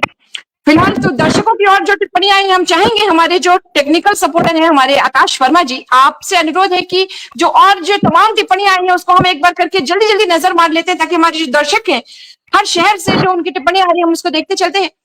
शैलेंद्र विक्रम जी कह रहे हैं कि दूसरों पर सशक्त रहकर कभी भी उन्नतशील नहीं हो सकता। हमारा प्रयास शाश्वत स्वदेशी अपनाए। जी बिल्कुल, बहुत धन्यवाद, आपको सहमति दी है डॉक्टर साहब को। सुनील श्रीवास्तव जी कह रहे हैं चीन एक धूर्त देश है, तो सच है। उसके लिए चीन और उसके हित उच्च प्राथमिकता में रहते हैं और उसका इस भावना को हम सभी लोगों को समझना चाहिए। बिल्कुल, हम एक बार टिप्पणियों पर नजर डालते हुए आगे बढ़ते हैं। जी बिल्कुल, जल्दी जल्दी टिप्पणी आई है। भूषण कुमार जैन जी कह रहे हैं मैं तो गांधीनगर दिल्ली के रेडीमेड बाजार में जो चीन का कच्चा माल बेच रहे हैं या प्रयोग कर रहे हैं उनको समझा जा रहा है कि जो भी आपके पास है उसका प्रयोग या तो बेच ले या आगे कोई भी ऑर्डर चीन को ना दे। अपने देश के अंदर बनेगा मटेरियल को ही बेचे और प्रयोग करें। आप भी अपने शहर में लोगों को बताएं। भूषण कुमार जैन दिल्ली प्रांत, बिल्कुल बहुत धन्यवाद भूषण जी। दिल्ली प्रांत से अभिजीत खटीक जी, चिकन नेक को लेकर सर आपकी क्या राय? सवाल आया है जी डॉक्टर साहब, सवाल आया है चिकन नेक को लेकर आपकी क्या राय है? सरबजीत शेखो जी कह रही है जय भारत जय तिब्बत, तमाम टिप्पणी आ रही है। जी डॉक्टर साहब, सवाल आया है चिकन नेक को लेकर आपकी क्या राय है? यही बात हम कह रहे थे, तिब्बत हथेली है और पांचों उंगलियां जो हैं वो अरुणाचल प्रदेश, नेपाल, भूटान, बर्मा, सिक्किम। और ये जो चिकन नेक की हम बात कर रहे थे, इसको लेके आपकी क्या राय है डॉक्टर साहब? एक बार पुनः यह सवाल आया है, आप दर्शक को जरूर बताएं। मैडम, चिकन नेक तो अब पुरानी बात हो गई। चिकन नेक पे जी इतने सारे अध्ययन हो चुके हैं कि चिकन नेक पे तो हमारे संगठन ने राष्ट्रवादी संगठनों ने बहुत सारा प्रयास किए और जिसकी वजह से चिकन नेक आज बड़े सुरक्षित जोन में है। चाइना को लेके आज जो सबसे बड़े काम करने की आवश्यकता है वो इस बात की है कि आज वर्तमान में जब विश्व पटल पर आप ध्यान दें तो जब न्यूक्लियर वेपन आया तो लोगों ने कहा कि विश्व की आज बारूद के ढेर पर है, विश्व खत्म हो जाएगा। उसके बाद साइबर दौर आया। साइबर दौर में न्यूक्लियर वेपन जितने भी राष्ट्रों ने बनाया, आज तो बहुत छोटे छोटे राष्ट्रों के पास भी न्यूक्लियर वेपन्स हो गए हैं। तो आज विकसित राष्ट्रों के बीच युद्ध की धमकियां तो आप देखते हो विश्व पटल पे। अभी रसिया यूक्रेन के बीच भी आपने देखा परमाणु युद्ध की धमकी दी गई। लेकिन आज वर्तमान में जो आर्टिफिशियल इंटेलिजेंस एक शब्द बहुत तेजी से उभरा है, आज युद्ध उस दौर में पहुंच गया है मैडम, जहां पर आज मानव युद्ध नहीं करेगा ऐसी तैयारी चल रही है।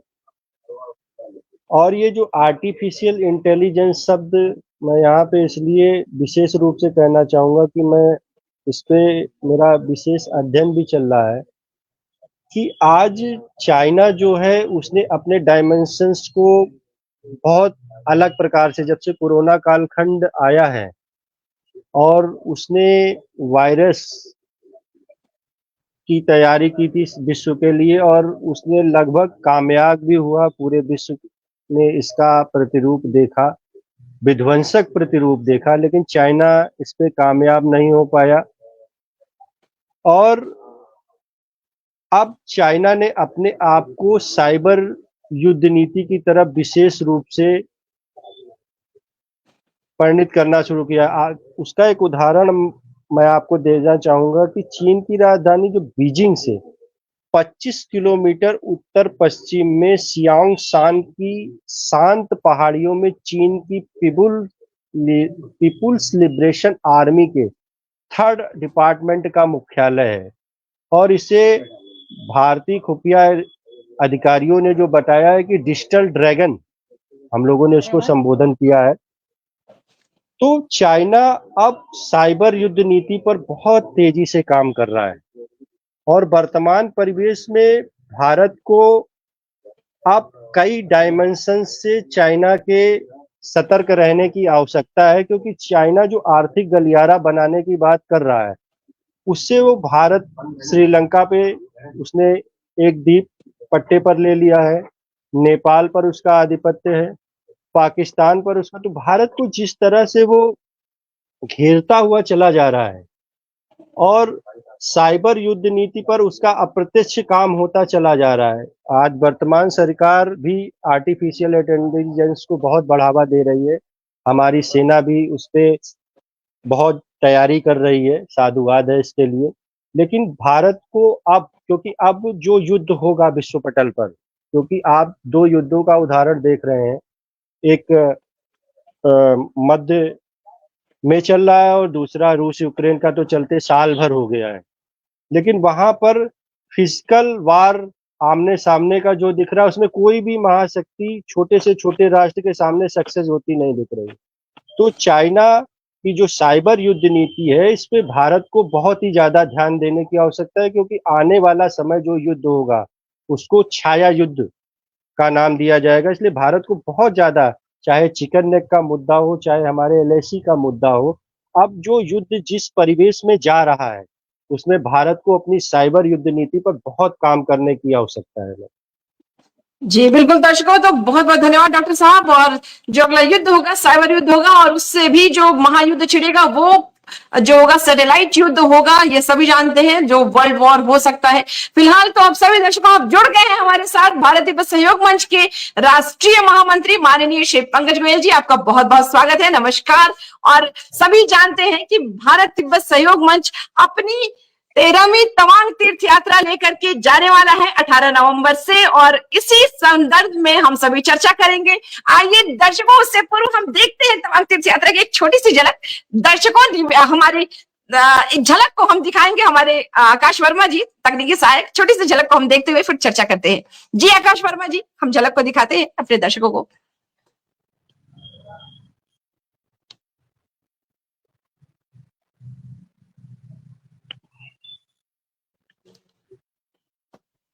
जी हम देखेंगे दर्शकों, हम चर्चा को शुरू करते हैं। कुछ व्यवधान की वजह से तो हम चलते हैं अपने राष्ट्रीय महामंत्री की तरफ, मंच के श्री माननीय पंकज गोयल जी की तरफ। तो भाई साहब आपका पुनः बहुत बहुत स्वागत है इस कार्यक्रम में, और हम चाहेंगे कि इस चर्चा को आगे बढ़ाते हुए हम चलते हैं कुछ तवांग के ऊपर चर्चा करते हैं और आपसे जानते हैं, दर्शकों को कुछ बताते हैं तवांग के बारे में।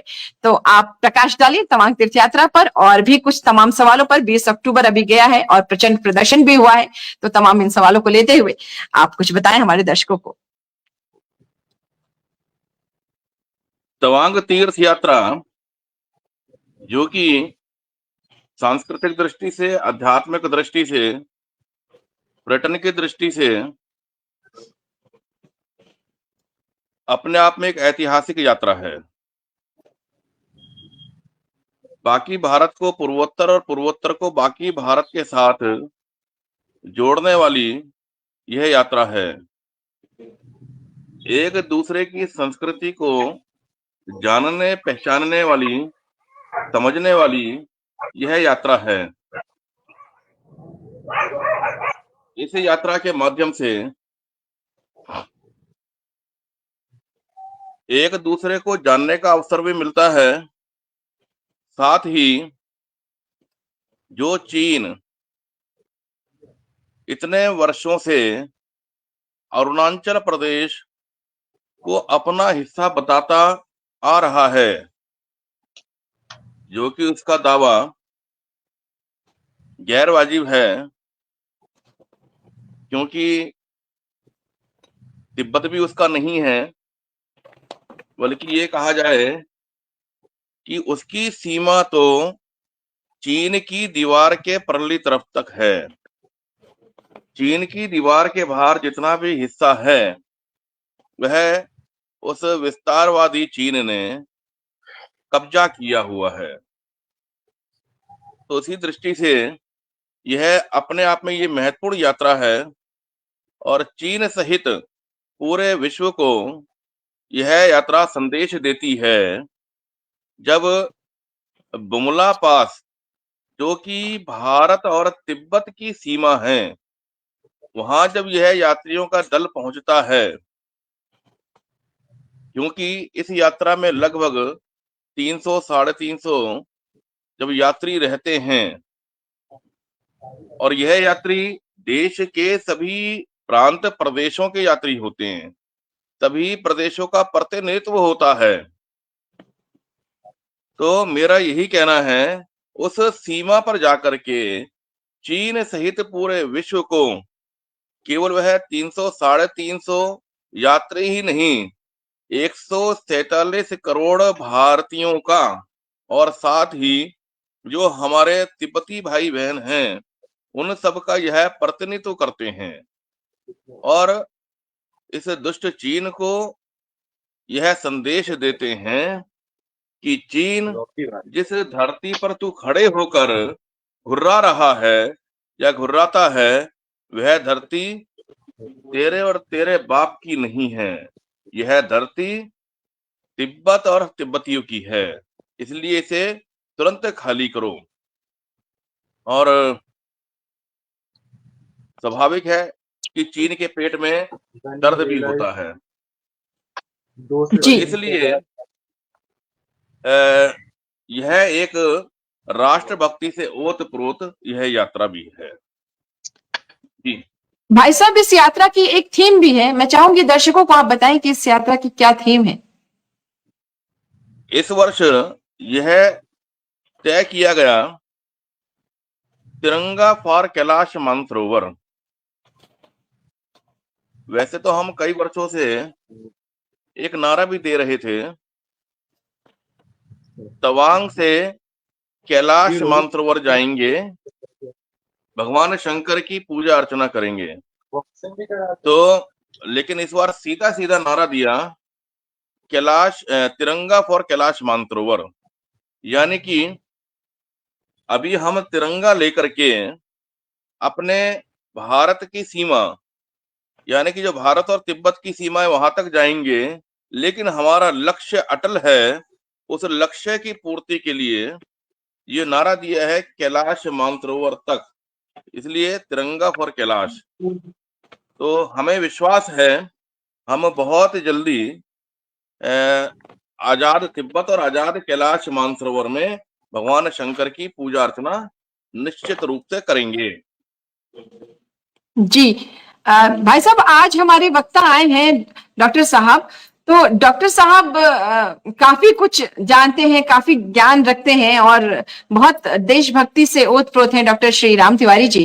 तो डॉक्टर साहब, आपको भी हम बता दें कि हमारी भारत तिब्बत सहयोग मंच हर वर्ष ये यात्रा तवांग तीर्थ यात्रा लेके जाती है। आध्यात्मिक, सांस्कृतिक, प्राकृतिक सौंदर्यता से परिपूर्ण और देशभक्ति से ओतप्रोत तवांग तीर्थ यात्रा जो है जाती है। इस बार ये यात्रा 19 नवंबर से 25 नवंबर को जा रही है। तो आप हमारे भारत तिब्बत सहयोग मंच के राष्ट्रीय महामंत्री माननीय श्री पंकज गोयल जी स्वयं उपस्थित हैं। तो मैं चाहूंगी कि आप भी इस यात्रा का आनंद लें और इस यात्रा से संबंधित यदि आपके बारे में यदि कुछ मन में कोई शंका है या कोई प्रश्न है तो आप सीधा प्रश्न आप पूछ सकते हैं हमारे भाई साहब से। सबसे पहले तो पंकज जी आपको नमस्कार। मैं पंकज जी की बातों को बहुत ध्यान से सुन रहा था और मैं भी विभिन्न राष्ट्रवादी संगठनों से जुड़ा हुआ हूँ। तो भारत तिब्बत सहयोग मंच जो है वो बहुत ही, मैं शब्द की अभिव्यक्ति नहीं कर सकता हूँ कि चाइना के लिए जो एक संदेश दे रहा है वो बहुत बहुत साधुवाद का पात्र है। ये तवांग यात्रा एक बहुत बड़ा संदेश चाइना के लिए होगी। माननीय प्रधानमंत्री जी ने तो अभी ब्रिक्स सम्मेलन में ये संदेश दे ही दिया है कि शक्ति प्रदर्शन अगर आप करें तो शक्ति प्रदर्शन का भारत पर कोई प्रभाव नहीं पड़ेगा। बाकी हमारा भारत तिब्बत सहयोग मंच और माननीय पंकज जी के नेतृत्व में जो ये यात्रा हो रही है, मैं इस शुभ यात्रा के लिए ईश्वर से कामना करूंगा कि यात्रा सफल हो और चाइना को एक ऐसा संदेश जाए कि भविष्य में वे फिर भारत की तरफ दोबारा आंख उठा के देखने का साहस न कर सके। बिल्कुल जी, बहुत धन्यवाद तिवारी जी।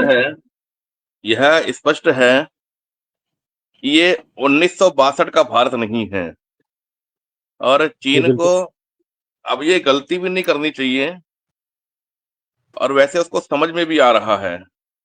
इसलिए ब्रिक्स सम्मेलन से पहले उसने ये समझौता किया, लेकिन ये समझौता की मजबूरी दर्शाता है। देखिए माननीय पंकज जी, और ऐसा है कि भारत की जो चाइना है उसका जो प्रमुख स्रोत है, जो उसके मनोबल का स्रोत है वो रसिया है। और आज रसिया यूक्रेन के वार से भारत की जो भूमिका उभरी है उसका बहुत बड़ा प्रभाव रसिया पे पड़ा है। तो रसिया ने जो ऊर्जा का स्रोत चाइना को प्रवाह कर रहा था, आज हमारे माननीय राष्ट्राध्यक्ष के नेतृत्व में जो चाइना देख रहा है कि रसिया की रुख, उससे चाइना बहुत ज्यादा मन से घबराया हुआ है और इसकी परिणति हुई है एलएसी के रूप में जी, क्योंकि बिल्कुल इतने सालों बिल्कुल। बाद सहृदयता तो नहीं दिखा सकता था, दबाव में ये वापस हुआ है। तो हमारी हाँ 2014 के बाद जो परिणति हुई है सत्ता में, उसका बहुत बड़ा प्रभाव देखने को मिल रहा है। बिल्कुल ठीक कह रहे हैं। तो इसलिए इसको चीन की मजबूरी के रूप में देखना चाहिए, भारत की कूटनीतिक विजय के रूप में देखना चाहिए। और बिल्कुल ये सही। बहुत शानदार भारत की जीत है, इसको हल्की जीत में नहीं देखना चाहिए। जी, जी। बिल्कुल जी यथार्थ प्रीति कहा जी। सर आप। जी डॉक्टर तिवारी जी, राम तिवारी जी, आप इस यात्रा को किस प्रकार से देखते हैं? आप तो विद हैं और रक्षाविद भी, आप काफी अच्छा खासा आपको जानकारी भी है। यात्राएं देशों को जोड़ती हैं और खास करके जब इस प्रकार की यात्राएं जाती हैं, तवांग तीर्थ यात्रा, तो आप इस यात्रा को किस प्रकार से देखेंगे और क्या कहना चाहेंगे इस यात्रा के बारे में हमारे दर्शकों को? मैडम इस यात्रा के लिए बहुत बहुत साधुवाद भारत तिब्बत सहयोग मंच को, क्योंकि भारत एक तरफ ब्रिक्स में सम्मेलन दे रहा है, दूसरी तरफ हमारा ये राष्ट्रवादी संगठन अलग प्रकार से संदेश देने का प्रयास कर रहा है। क्योंकि हमारी जो कैलाश मानसरोवर की यात्रा थी और जिसमें अब उत्तराखंड के रास्ते भी भारत सरकार द्वारा जो प्रयास किया जा रहा है, वो उसको भी चाइना बहुत ध्यान से देख रहा है। पहले हमारी मजबूरी हुआ करती थी पुरानी सरकारों के दौर में कि नहीं होगी, लेकिन वर्तमान परिवेश में भारत सरकार ने इतने विकल्प पैदा कर दिए हैं कि ये जो यात्रा है ये भी एक अलग प्रकार से संदेश देगी चाइना को। और पुनः इस यात्रा के लिए बहुत बहुत बधाई। इसमें जी एक हम चाहेंगे जानकारी कि आप जी मैं बताता हूँ। 2014 के बाद जो ये सरकार आई है, 2014 से पहले, क्योंकि यह यात्रा 13वीं यात्रा है और 2012 में इस यात्रा को शुरू किया गया था माननीय इंद्रेश जी के द्वारा। तो पहले जो स्थिति थी सड़कों की, वहां के रास्तों की, वह स्थिति ऐसी थी कि गाड़ी में बैठने के बाद व्यक्ति का सर गाड़ी की छत पर कितनी बार लगेगा उसकी कोई गिनती नहीं थी, और गाड़ी कहाँ जाके रुक जाएगी, कहाँ गड्ढे में फंस जाएगी, वो भी नहीं पता, और पेट के क्या हालात होंगे वो भी कहना मुश्किल है। तो यानी इतनी बुरी स्थिति थी तवांग जाने के लिए। लेकिन 2014 के बाद ऐसी स्थिति बनी है कि सड़कों पे गाड़ियां ऐसे भागती हैं कि ऐसा लगता है कि हम उस अरुणाचल प्रदेश में ही नहीं है जब 2012-13 की ये स्थिति हुआ करती थी। तो इतनी सुंदर सड़कें बन गई हैं। और तो और पिछले साल जो सैला पास के बाद टनल बना है, जो 142 किलोमीटर पहाड़ी रास्ता घूमना पड़ता था, उसको काट करके एक टनल जो बनी है, वो मात्र 4 मिनट का रास्ता, मतलब उसको पार कर जाते हैं।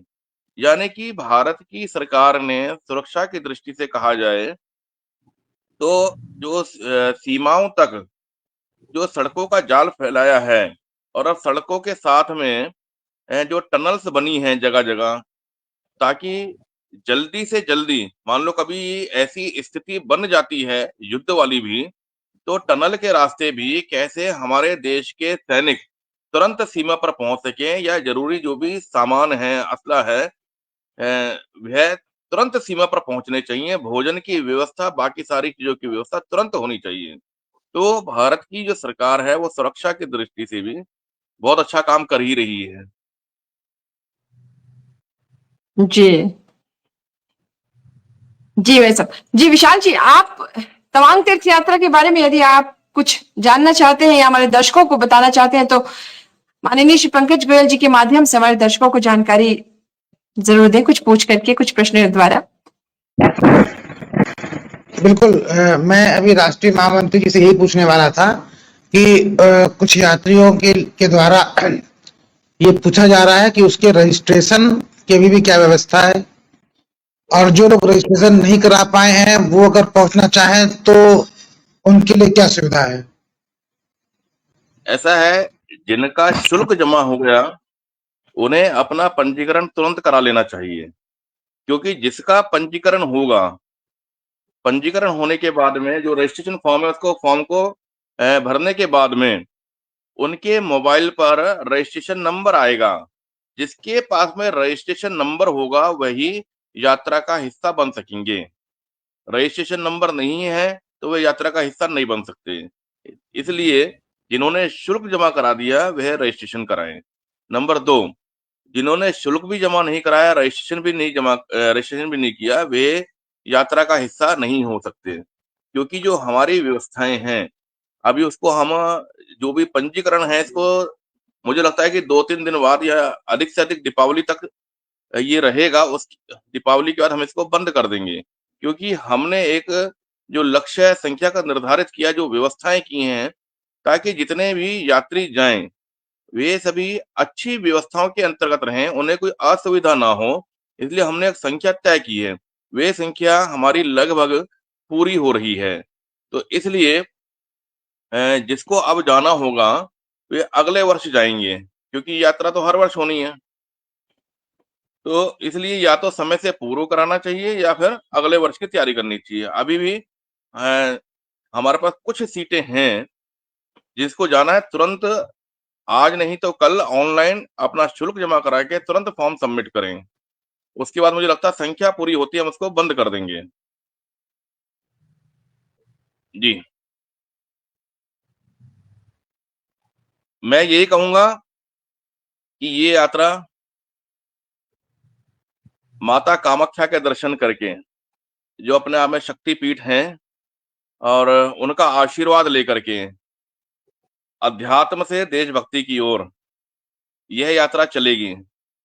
और स्थान स्थान पर गुवाहाटी में जो आसाम का जो कल्चर है, आसाम की जो अलग अलग ट्राइब्स हैं, उनके द्वारा जो उनका सांस्कृतिक कार्यक्रम जो रहते हैं, उनको देखने का अवसर अपने को 2 स्थानों पर मिलेगा। इसके बाद जब हम अरुणाचल प्रदेश में प्रवेश करेंगे, भूटान होते हुए, क्योंकि भूटान की भी सीमा आती है बालिमू बॉर्डर, जो कि आसाम, अरुणाचल और भूटान का बॉर्डर है। तो भूटान में भी होकर के जब हम अरुणाचल प्रदेश में प्रवेश करेंगे, तो अरुणाचल में भी 2-3 स्थानों पर अरुणाचल की अलग अलग ट्राइब्स के द्वारा, जो जनजातियां हैं अरुणाचल प्रदेश की, उनके द्वारा भी सांस्कृतिक कार्यक्रमों का, देशभक्ति का वहां पर कार्यक्रम रहने वाले हैं। और जगह जगह, क्योंकि अरुणाचल की भूमि पर्यटन की दृष्टि से, प्राकृतिक सौंदर्यता की दृष्टि से अपने आप में मतलब अलग ही प्रकार से उसका वर्णन भी किया जाए तो ये कहा जा सकता है कि विश्व के सुंदरतम क्षेत्रों में से एक है अरुणाचल प्रदेश। तो ऐसे ऐसे स्थान हैं, हम सैला पास जाएं और उसके बीच में हम बॉमडीला से लेकर के तवांग तक जगह जगह चप्पे चप्पे पर इतने सुंदर सुंदर मनमोहक दृश्य अपने को देखने को मिलने का अवसर मिलेगा। ऐसे ही जब हम भूटान होकर के तुरंत अरुणाचल में प्रवेश करेंगे, कलाकटांग में, वहां पर कलाकटांग नदी के पास हम दोपहर का भोजन करने वाले हैं। वह स्थान अपने आप में इतना सुंदर स्थान है, नदी के किनारे पहाड़ों के बीच में इतना मनोरम दृश्य वह होने वाला है, देखने को मिलने वाला है जो जाएंगे।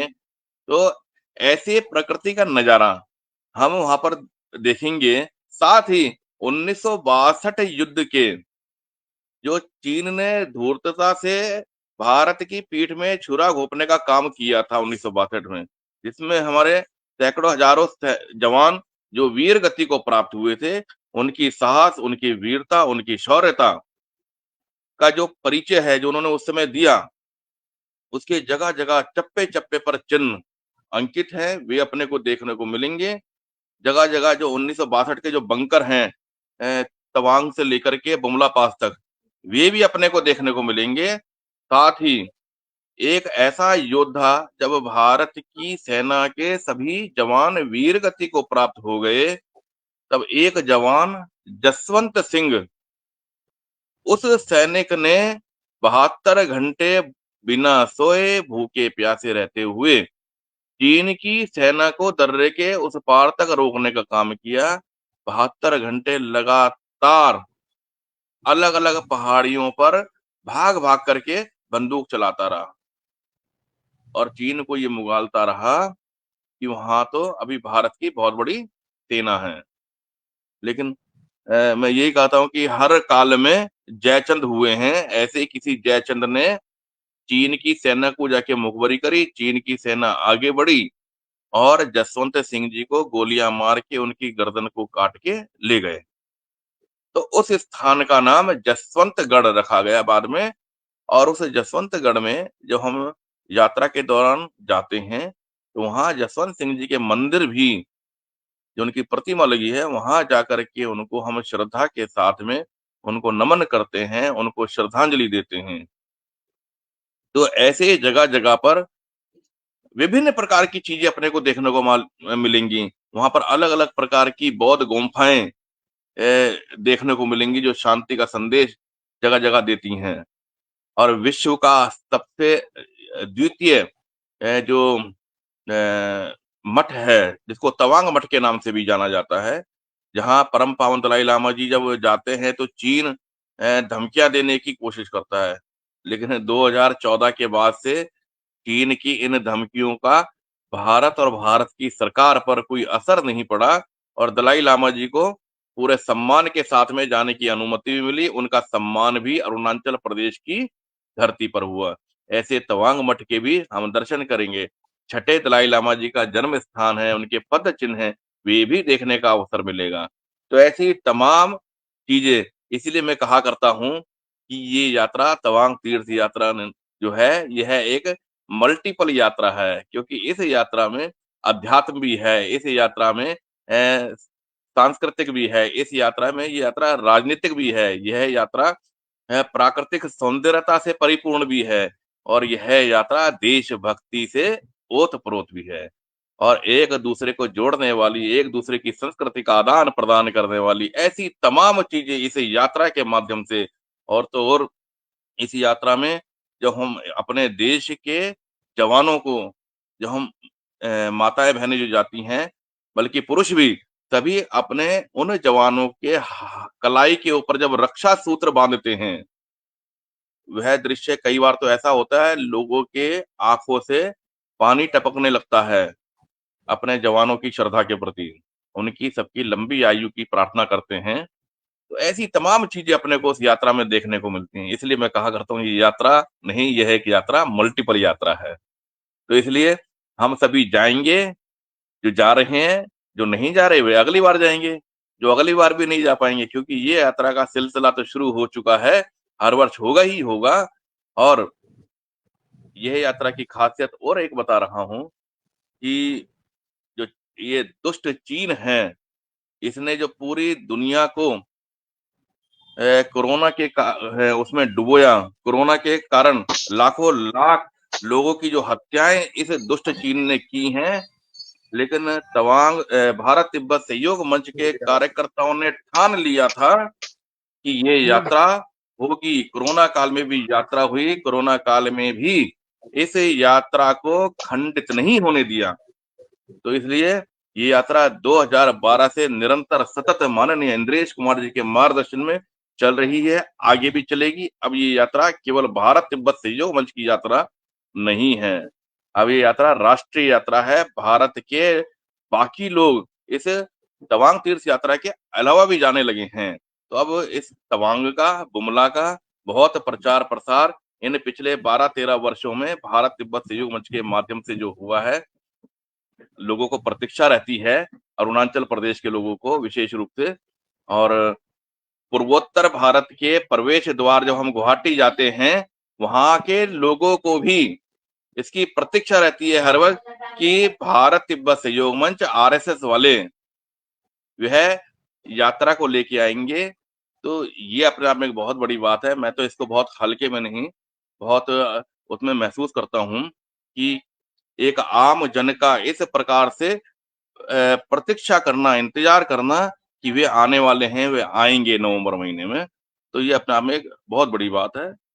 जी प्रीति जी। मैं माननीय पंकज जी से ये जानना चाहूँगा कि आपकी इस यात्रा में क्या शिक्षा संस्थानों से छात्र-छात्राओं को भी सहभाग कराया जा रहा है? हमारा प्रयास तो रहता है, लेकिन उस प्रयास में अभी बहुत अधिक सफल नहीं हुए हैं। जी, जी। मुझे लेकिन मुझे लगता है पूरा इस प्रे विश्वास है कि इस वर्ष भी हमने कुछ प्रयास किए इस दिशा में। जी, जी। इस वर्ष तो सफल नहीं हो पाए, लेकिन जी, जी। निश्चित रूप से जो इस वर्ष हमने प्रयास किए हैं, जी, तो उसका परिणाम अगले वर्ष की यात्रा में ज़रूर मिलेगा और मुझे लगता है कि अगले वर्ष 10, 5, 20, 25 यात्री नहीं होंगे युवा, कम से कम 100 प्लस यात्री ऐसे होंगे जो कॉलेज में पढ़ने वाले होंगे। जी, बिल्कुल ज़रूरी है क्योंकि युवा तरुणाई को ये इतिहास जानने जो आपने इतना विहंगम दृश्य प्रस्तुत किया, तो युवा तरुणाई को बहुत ज़्यादा जानने की इसकी आवश्यकता है। बिल्कुल जी। तो इसका प्रयास ज़रूर किया जाए मनसूबाना। जी, बहुत सुंदर सुझाव आया है डॉक्टर श्री राम तिवारी जी की तरफ से।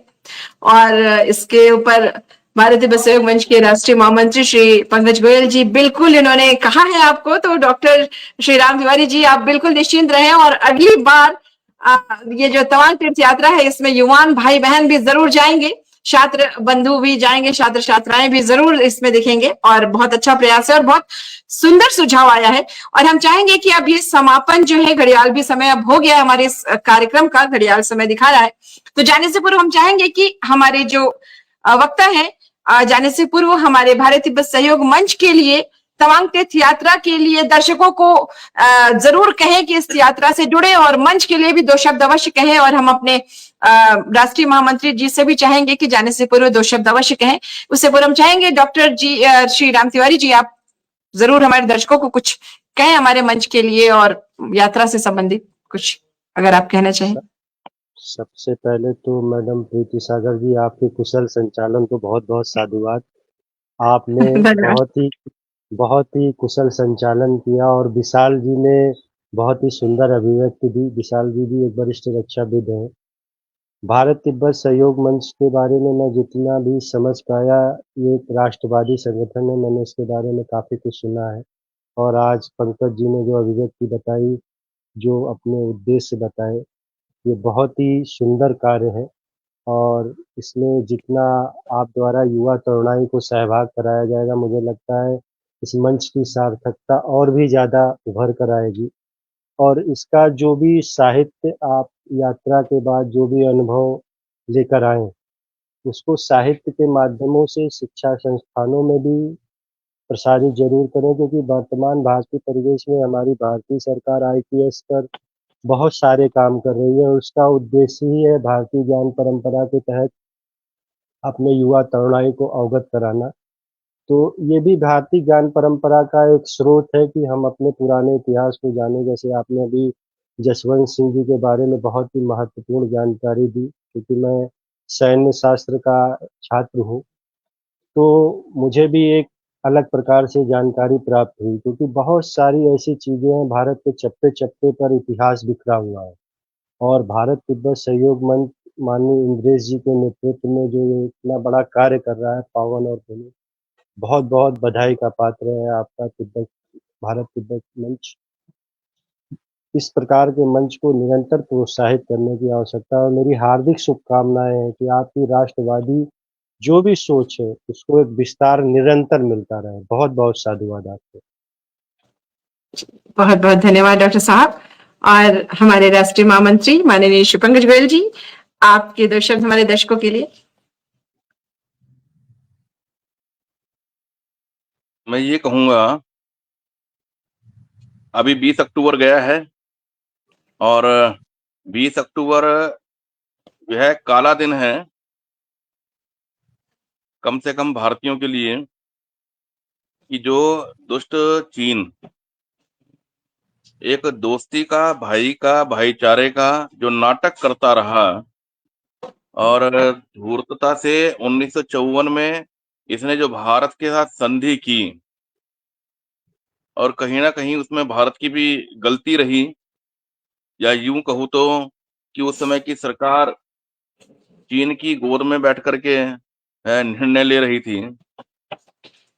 तो 1954 से 62 इन 8 वर्षों में भारत की सरकार ने खूब हिंदी चीनी भाई भाई के नारे लगवाए, गली मोहल्ले गांव शहर जाकर के सफेद कबूतर भी खूब उड़ा लिए इन्होंने, और उसका परिणाम ये मिला 1962 हुआ। तो ये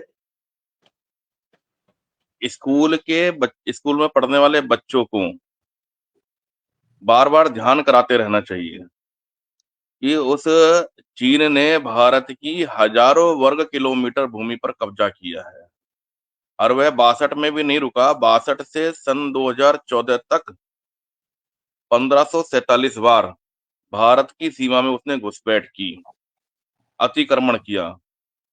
ये बहुत कम लोग जानते हैं, मतलब अच्छे अच्छे बड़े लोग भी इस बात को कम जानते हैं। तो ये बात हमें जन जन तक पहुंचाने की बहुत जरूरत है, क्योंकि 47 के बाद से लेकर के मैं तो ये कहूंगा आज अभी तक भी हमारा ध्यान केवल भारत के लोगों का पाकिस्तान की तरफ ही लगा रहा। हम केवल पाकिस्तान को ही अपना दुश्मन, सामान्य आम जनता की बात कर रहा हूं, वे मानते रहे।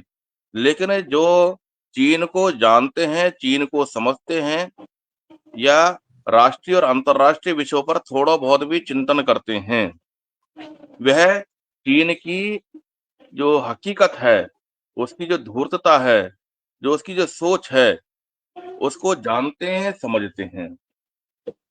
तो इसलिए भारत का जो नंबर 1 शत्रु है वो पाकिस्तान नहीं, चाइना है, क्योंकि चाइना ही पाकिस्तान को आर्थिक मदद देता है भारत में आतंकवाद के लिए। तो इसलिए मैं इस पर केवल अपनी बात को समाप्त करते हुए मैं इतना कहूंगा, क्योंकि फिर कभी चर्चा करेंगे, क्योंकि ये विषय ऐसा है कि हम घंटों घंटों भी बोल लें तो भी इस विषय पर बात पूरी होना मुश्किल है। तो यथार्थ मैं वदन है। हाँ तो इसलिए मैं केवल बात को पूरा करते हुए इतना सभी को निवेदन करूंगा कि जिस प्रकार भारत की सीमा पर खड़ा हुआ वह हमारा वीर सैनिक वो सीमाओं की रक्षा कर रहा है, भारत माता की रक्षा कर रहा है, मुझे आपको हम सबको अपने पर्व त्योहार मनाने के लिए आजादी दे रहा है, क्योंकि उसी के कारण हम अपने घर में परिवार के साथ, रिश्तेदार नातेदार मोहल्ले पड़ोस के लोगों के साथ, अपने मित्रों के साथ अपने पर्व त्योहार बड़ी खुशियों के साथ में मना रहे हैं। जो सीमा पर जवान खड़ा है उसका भी अपना परिवार है, उसके भी अपने माता पिता भाई बहन पत्नी बच्चे हैं, लेकिन उन सबको छोड़ करके वे सीमा पर पूरे भारत की हम सब की रक्षा के लिए हम सब अच्छे से त्योहार मना ले जाएं, उसकी वो चिंता कर रहा है। तो इसलिए हमें उनकी भी चिंता करनी है, उनके बारे में भी सोचना है, और उसके लिए मैं ये कहूंगा कि दीपावली पर एक दिया, चाहे वह किसी भी युद्ध में हमारा जवान वीर गति को प्राप्त हुआ है, उसके लिए एक दीपक हम जरूर जलाएं, उनका नाम लेकर के। ये हमारे देश के भारत माता की रक्षा करते हुए जो वीर गति को प्राप्त हुए, ऐसे उन सभी सैनिकों के लिए एक दीपक जलाएं। दूसरा, जिस प्रकार वो सीमा पर रक्षा कर रहा है, मैं भी एक सैनिक हूं, वो बंदूक लेकर के सीमा की रक्षा कर रहा है, लेकिन मैं खुले हाथ शांति के वातावरण में, माहौल में रह करके एक सैनिक बन करके चीनी सामान का बहिष्कार करके अपने देशभक्ति का, अपने सैनिक होने का परिचय दूं। हम सभी आज पूरे बाजार सजे हुए हैं चीनी सामान से। आप झालर ले लीजिए, दिए ले लीजिए, मोमबत्तियां ले लीजिए, तमाम तरह की जो हमारे त्योहारों में प्रयोग होने वाली चीजें हैं, यहाँ तक कि लक्ष्मी गणेश जी ले लीजिए, सभी सामान चाइना से आ रहे हैं। तो जो हमारा प्रजापति समाज है, कुम्हार जिसे हम बोलते हैं, मट्टी के दिए बनाने वाला है, वे आज भूखा है। वो इंतजार करता है कि कम से कम साल में मेरे यहाँ से दिए तो बिकेंगे। तो कम से कम हम ब्रांडेड चीजों के पीछे नहीं भागे। प्रधानमंत्री जी ने भी कहा है कि अपने देश का बना सामान खरीदें, तभी हमारे देश का जवान, हमारे देश का किसान, हमारे देश का मजदूर जिस दिन वह उन्नति के रास्ते पर चल पड़ेगा उस दिन भारत आत्मनिर्भर भारत बनेगा। आज भारत विश्व की 5वीं बड़ी अर्थव्यवस्था बन चुका है और उन्होंने लक्ष्य रखा है कि भारत को विश्व की दूसरी सबसे बड़ी अर्थव्यवस्था बनाना है। तो इसलिए केवल ये प्रधानमंत्री का सपना नहीं होना चाहिए, उनका लक्ष्य नहीं होना चाहिए। उनका लक्ष्य, उनका सपना तो ये जो भारत के 147 करोड़ भारतीय हैं, ये हर एक भारतीय का सपना होना चाहिए। हम जब भी बाजार जाएंगे सामान स्वदेशी लाएंगे। यह चिंतन, यह बात, यह वाक्य हमारे जहन में, हमारे दिमाग में हमेशा रहना चाहिए। जब ये रहेगा तभी जो है हम भारतीय स्वदेशी सामान लाएंगे और हमेशा जब भी जाएं जो छोटी दुकान दिखाई दे, पटरी पर बैठने वाला दिखाई दे, वो सामान बेच रहा है, उससे जरूर सामान खरीदें। वो इतना बोल करके कार्यक्रम काफी आगे बढ़ गया, उसके लिए मैं माफी भी चाहूंगा क्योंकि मैं देरी से जुड़ा। और इस कार्यक्रम में का जो संचालन कर रहे हैं ऐसे दोनों विभूतियां, वास्तव में ये जो लाइव बुलेटिन का जो स्वप्न था ये मैंने ही देखा था और मेरी बड़ी इच्छा थी कि ये कार्यक्रम इस प्रकार का प्रारंभ होना चाहिए, क्योंकि विचार जब तक लोगों के दिमागों में नहीं जाएंगे तब तक आगे बढ़ना मुश्किल है। इसलिए इस कार्यक्रम को शुरू किया गया और इसका संचालन पिछले मुझे लगता है 2.5-3 वर्ष हो गए और इन 2.5-3 वर्षों में जिस प्रकार प्रीति जी ने इसको संभाला है, यहाँ तक लेकर के आई हैं और अभी पिछले कुछ समय से जिस प्रकार अपने डॉक्टर विशाल दुबे जी हैं साथ में जुड़ करके, मतलब इतनी चिंता करते हैं वो भी। वास्तव में कार्यक्रम से एक कार्यक्रम समाप्त होता है, जैसे आज ये कार्यक्रम पूरा हो रहा है, इसके बाद से इनका फोन आना शुरू होता है, भाई साहब अगली बार के वक्ता कौन रहेंगे। यानी कि ये जो पूरी टीम है उसमें हमारे राष्ट्रीय प्रचार प्रमुख हैं जगदम्बा सिंह जी। ऐसे इस कार्यक्रम के पीछे बैठ करके जो तकनीकी सहयोगी, जो ये बार बार शब्दों का इस्तेमाल करते हैं, वो जो सहयोगी हैं उसमें आकाश वर्मा जी वास्तव में इतने प्रारंभ से ही वो इस काम को कर रहे हैं। ऐसी दूसरे भी एक सहयोगी जुड़े हैं, विशाल जी नहीं, अपने हिमांशु दुबे जी है। तो ये सब और भी कई अपने कार्यकर्ता जो इस सारे काम में लगे रहते हैं, सारे मतलब शब्द नहीं है इनकी प्रशंसा के लिए। आप सभी को बहुत बहुत बधाई और आप सबका बहुत बहुत धन्यवाद भी है, क्योंकि आप सभी मिलकर के जिस प्रकार से भारत तिब्बत सहयोग मंच के विचार को जन जन तक लेकर के जा रहे हैं और आज सोशल मीडिया के जमाने में ये एक बहुत अच्छा साधन भी है और आपके द्वारा विचार जा रहा है। बहुत बहुत बधाई, शुभकामनाएं। आप सभी जो जुड़े हैं उनको भी मैं प्रणाम करता हूँ कि आप सबने हम सभी को, और हर बुधवार रात्रि 8 बजे जो ये कि समय भी तय है, दिन भी तय है, आप सभी जो वक्ताओं को सुनते हैं, जो श्रोता हैं, उनको भी हिम्मत के लिए, उनके साहस के लिए उनको भी मैं प्रणाम करता हूँ। आप सब ऐसे बने रहिए, हर बुधवार को आते रहिए और लोगों को भी जोड़ने का प्रयास कीजिए ताकि और लोग भी इसको सुने और इस विषय को ध्यान से जान करके, समझ करके भी आगे बढ़े। बहुत बहुत धन्यवाद प्रीति जी, पुनः आपको बहुत बहुत धन्यवाद। बहुत धन्यवाद भाई साहब, बहुत बहुत धन्यवाद। आपका बड़प्पन है, बहुत सम्मान है आप लोगों का, टीम भावना है, सहयोग है। और दर्शकों बहुत बहुत धन्यवाद, साथ जुड़े रहना प्रयास है और आगे बढ़ते रहना सफलता है। और इसके साथ ही गहन, गंभीर, ज्ञानवर्धक, सारगर्भित, सुंदर, सटीक, महत्वपूर्ण, राष्ट्र प्रेम से ओतप्रोत चर्चा के लिए बहुत बहुत बहुत धन्यवाद आज के हमारे अतिथि डॉक्टर आदरणीय श्री राम तिवारी जी का, और इसके साथ ही हमारे राष्ट्रीय महामंत्री माननीय श्री पंकज गोयल जी का, जिन्होंने भले ही वो देर से जुड़े, कुछ परेशानियां आई थी, लेकिन उसके बावजूद भी उन्होंने बहुत सुंदर चर्चा की और तवांग तीर्थ यात्रा की बहुत सुंदर जानकारियां प्रेषित की। उसके लिए हम उनको बहुत बहुत धन्यवाद देते हैं। और इसके साथ ही आज के हमारे सुधी प्रशंसक, दर्शक, हमारी ऊर्जा के स्रोत, हमारे सभी तमाम दर्शकों को भी बहुत बहुत आभार संग धन्यवाद। इसके साथ ही हमारे तकनीकी सहायक श्री आकाश वर्मा जी एवं हमारे स्नेहमय बंधु, हमारे श्री सह चर्चाकार डॉक्टर श्री विशाल दुबे जी, आपका भी बहुत बहुत धन्यवाद, आभार, साधुवाद। धन्यवाद। आप जुड़े रहे, सभी तमाम दर्शकों को, सभी को बहुत बहुत आभार, धन्यवाद। इसके साथ ही मैं प्रीति सागर विदा लेती हूँ। मिलूंगी अगले बुधवार, पुनः मिलूंगी 8 बजे इसी लाइव बुलेटिन कार्यक्रम में। तब तक के लिए आपसे, आप सभी को जय भारत, जय तिब्बत, नमस्कार। मिलती हूँ अगले बुधवार, धन्यवाद।